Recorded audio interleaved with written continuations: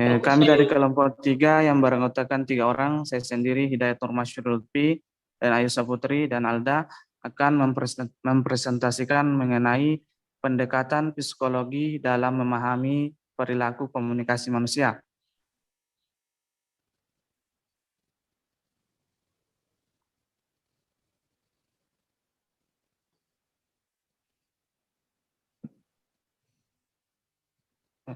Adapun submateri kami yang pertama pendekatan psikologi dalam komunikasi, yang kedua ciri-ciri pendekatan psikologi dalam komunikasi, yang ketiga tujuan psikologi komunikasi secara umum, dan 4 peran psikologi komunikasi dalam hubungan antar manusia.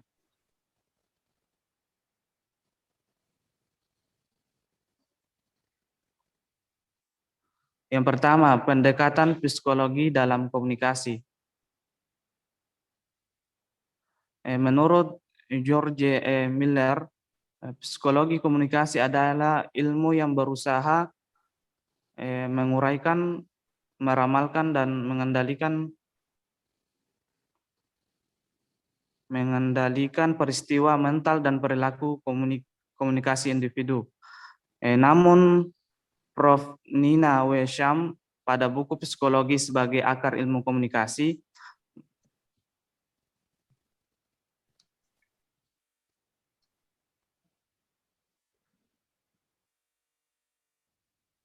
masih memaparkan bahwa dalam psikologi komunikasi yang terpenting adalah gejala kejiwaan yang ada pada aliran psikologi yang sangat bermanfaat untuk menganalisis proses komunikasi interpersonal.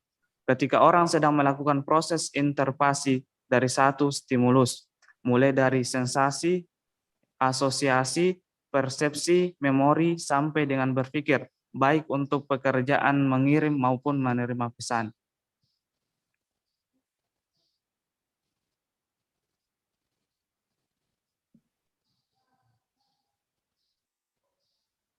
Menurut Fisher dalam Jalaluddin Rahmat, Psikologi Komunikasi, dan Nina Wesham, Psikologi sebagai Akar Ilmu Komunikasi, pendekatan psikologi komunikasi memiliki 4 ciri-ciri. Yang pertama adalah penerimaan stimuli secara inderawi atau sensory reception of stimuli. Kedua, proses yang mengantarai stimuli dan respon.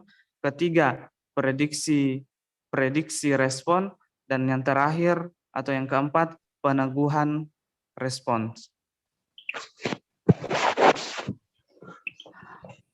Selanjutnya ciri-ciri pendekatan dalam komunikasi. Yang pertama, pendekatan filosofis. Pendekatan yang termasuk ke dalam ilmu psikologi di mana pendekatan ini lebih menekankan pada aspek-aspek spiritual saja, terutama yang ada pada manusia. Jika ilmu atau bidang real yang bisa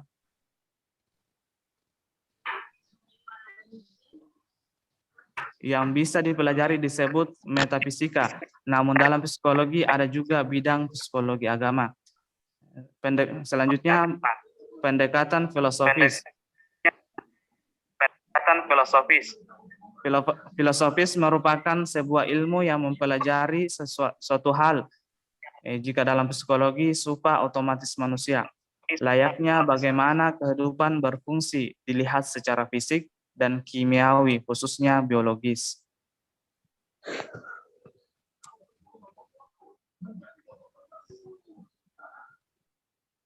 Yang ketiga, pendekatan psikofisis. Pendekatan psikofisis adalah sebuah pendekatan yang dilakukan tidak hanya fisik saja, namun juga kedua aspek, yaitu aspek dalam jiwa dan aspek luar fisik. Dan kedua aspek terkait dan juga psikologi komunikasi pasti akan terlibat karena salah satunya. Akan terlibat karena salah satunya. Yang keempat, pendekatan antroposentris. Pendekatan antroposentris merupakan pendekatan yang menjabarkan mengenai etika lingkungan, di mana manusia memandang alam semesta sebagai pusatnya. Yang kelima, pendekatan fungsional. Fungsional berdasarkan kata fungsi, di mana fungsional merupakan salah satu cara manusia untuk mempertemukan diri dan juga lingkungannya. Kemudian mereka menyelesaikan. Yang selanjutnya pendekatan sains. Terakhir adalah ilmu yang tidak bisa dipisahkan kebenarannya dengan kehidupan kita sekarang, yaitu sains, di mana banyak orang yang berpikir secara sistematis dan juga objektif. Semua berawal dari dapat teliti dan adanya kebenaran dengan berdasarkan ilmu sains. Nah, pendekatan ini digunakan untuk pendekatan, salah satunya pendekatan psikologis.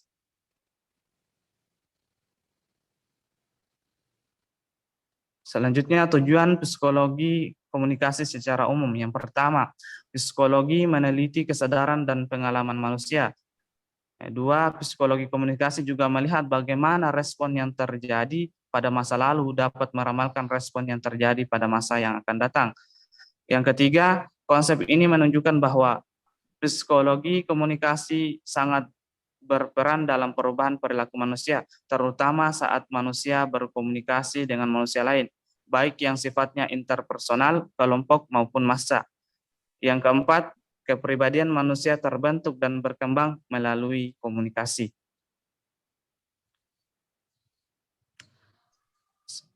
Materi selanjutnya, peran psikologi komunikasi dalam hubungan manusia. Yang pertama, mempengaruhi kecerdasan emosional. Yang ketiga, menumbuhkan rasa percaya.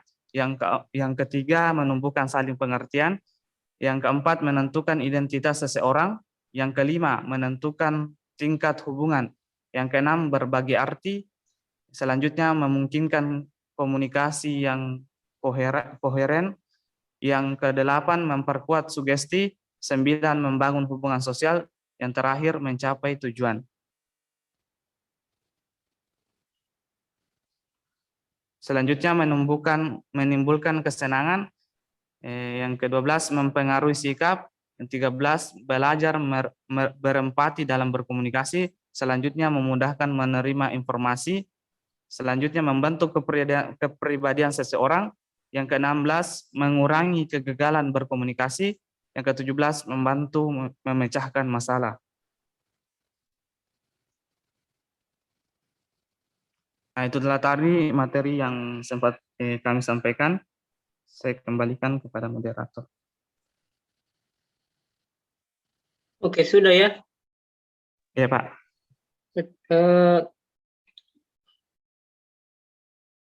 Harusnya tadi waktu presentasi itu dibagi materinya ya, dibagi 3 supaya terlibat temannya yang lain.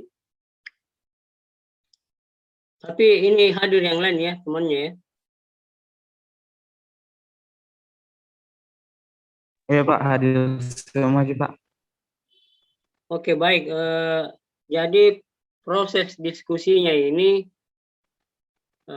dilanjutkan di grup WhatsApp ya, melalui voice note. Jadi diskusinya nanti menggunakan voice note di WhatsApp.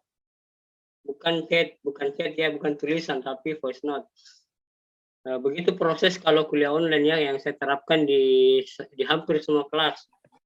Karena waktu tidak memungkinkan kita berdiskusi panjang lebar di Zoom ya.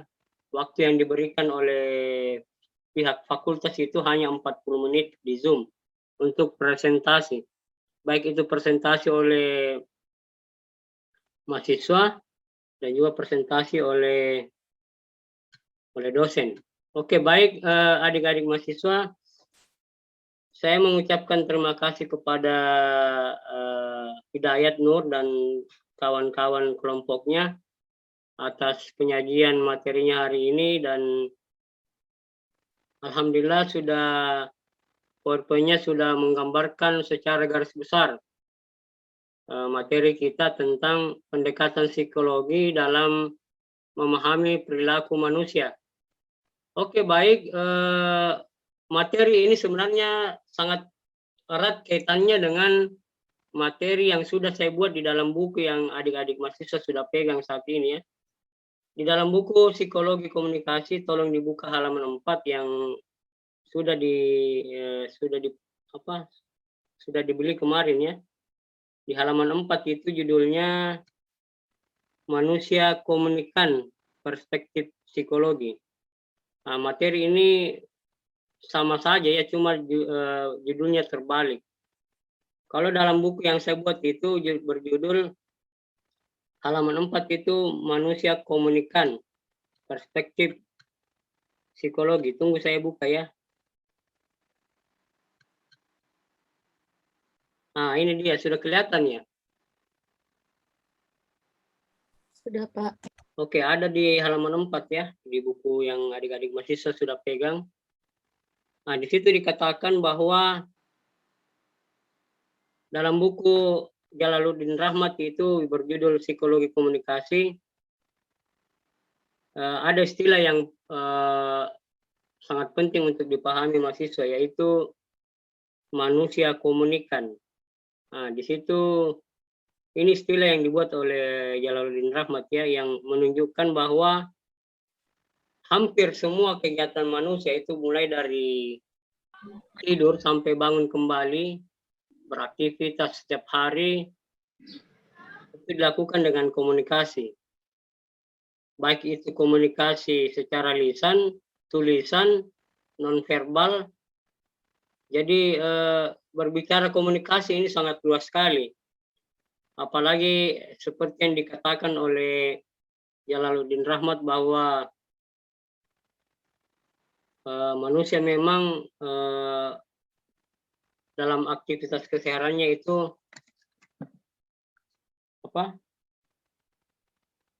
hampir dilakukan dengan aktivitas komunikasi. Begitu juga dengan dalam kaitannya dengan psikologi, tadi disinggung oleh kelompok 3 ya, bahwa perkembangan kepribadian manusia itu sangat ditentukan dalam proses komunikasi, sangat ditentukan oleh proses komunikasi. Saya kira ini menarik pernyataan yang dikatakan oleh kelompok 3 ya. Saya lihat tadi di slide yang keberapa, tunggu saya lihat dulu ya. Di sini di slide ke-8 itu dikatakan bahwa kepribadian manusia terbentuk dan berkembang melalui komunikasi. Jadi istilah ini sebenarnya mungkin teman-teman mahasiswa yang lain masih penasaran ya, masih bingung mungkin. Jadi ini saya ajukan sebagai pertanyaan ya untuk kelompok 3, nanti dijawab di grup WhatsApp, tolong dicatat. Berikan contoh bagaimana maksud dari kalimat ini di slide ke-8 nomor 4, kepribadian manusia terbentuk dan berkembang melalui komunikasi. Barangkali kelompok 3 bisa menjelaskan ya, berikan contoh maksud saya. Oke, saya lanjut tadi terkait dengan buku yang sudah saya susun itu. Dijelaskan pula di dalam buku itu ada beberapa sebenarnya pendekatannya. Kalau tadi kelompok 3 itu sudah menjelaskan secara lebih detail, ada pendekatan filosofis, ada pendekatan fisiologis, dan seterusnya. Kalau saya di buku ini di halaman, tolong dilihat di halaman 5, ada tabel ya. Nah, tunggu saya buka dulu PowerPoint-nya, bukan PowerPoint, bukunya ya. Ini dia di halaman 5 ya. Di situ ada konsep umum dari psikologi, bagaimana kemudian psikologi membahas tentang perilaku manusia. Secara umum ya, baik itu perilaku dalam artian tindakan-tindakan manusia, dan juga termasuk di dalamnya adalah perilaku komunikasi. Jadi komunikasi ini kita lihat sebagai sebuah perilaku ya, perilaku, karena memang dalam kehidupan manusia perilaku yang paling banyak dilakukan oleh manusia itu adalah komunikasi. Seperti yang saya singgung tadi bahwa hampir setiap saat kita berkomunikasi, meskipun itu diam juga komunikasi, dalam arti komunikasi nonverbal. Banyak makna yang tersirat di dalamnya ketika kita melakukan aktivitas komunikasi nonverbal. Komunikasi nonverbal yang saya maksud di sini bukan lisan ya, tapi bukan juga tulisan, tapi komunikasi melalui isyarat, tanda, gestur, kode-kode dalam gerakan mata mungkin dan sebagainya. Bisa dilihat di situ di halaman 5 ada 4 secara garis besar pendekatan psikologi dalam memahami perilaku manusia. Yang pertama, teori psikoanalisis. Saya kira pernah ini dipelajari ya.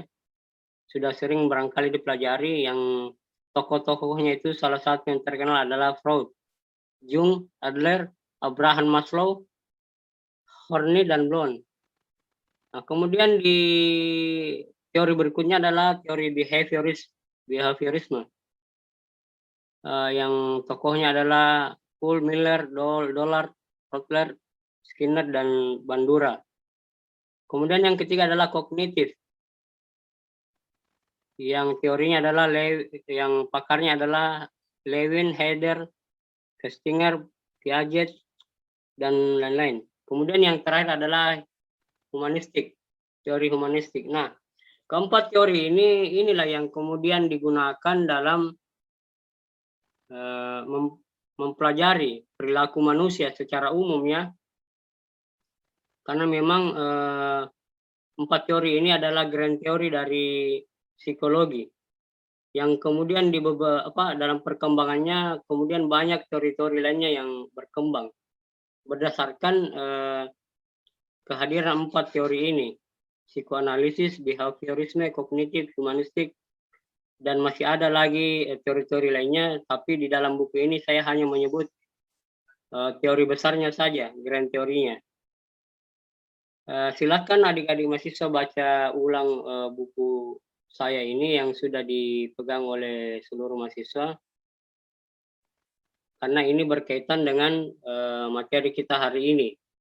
Bagaimana psikologi membaca, memahami atau menganalisis perilaku manusia dalam arti perilaku komunikasinya.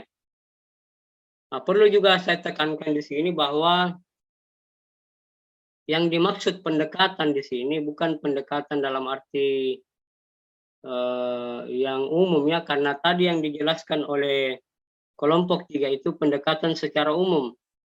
Ada pendekatan filosofis, fisiologis, pendekatan spiritual, dan sebagainya. Tapi pendekatan yang kita bahas dalam materi ini adalah pendekatan keilmuannya, pendekatan teoritisnya. Seperti yang saya singgung tadi ya, ada 4 grand teori, ada 4 teori besar dalam ilmu psikologi yang bisa digunakan untuk menganalisis menelaah perilaku komunikasi manusia. Saya kira itu saja tambahan dari saya mengenai materi pendekatan psikologi dalam memahami perilaku komunikasi manusia. Saya ulangi, pendekatan yang kita bahas adalah pendekatan keilmuan atau pendekatan teoritisnya. Tapi bukan berarti saya tidak mengapresiasi makalah atau PowerPoint dari kelompok 3 ya. Saya anggap sangat baik PowerPoint-nya, karena juga mudah-mudahan menambah pengetahuan dan wawasan mahasiswa dalam mata kuliah psikologi komunikasi. Oke, baik. Mana Ketua Rombel? Khairuddin ya, Ketua Rombel di sini ya. Iya, Ustaz. Sudah screenshot deh. Mohon bantuan untuk di screenshot kehadiran mahasiswa ya. Sudah, Ustaz. Sudah ya. Nanti dikirim di nomor saya untuk saya input di Sispo. Oke, baik. Saya ingatkan kepada kelompok 4, minggu depan itu insya Allah kita akan membahas tentang komunikasi. Kalau saya tidak salah ingat komunikasi ya, komunikasi nonverbal. Ada kelompok 4 di sini. Iya, Pak. Oke, saya ingatkan, sekedar mengingatkan saja, dipersiapkan PowerPoint-nya dengan baik, karena proses kuliah kita ini minggu depan itu insya Allah saya berusaha semaksimal mungkin untuk kita kuliah offline, jadi selang-seling ya, supaya tidak membosankan proses kuliah kita.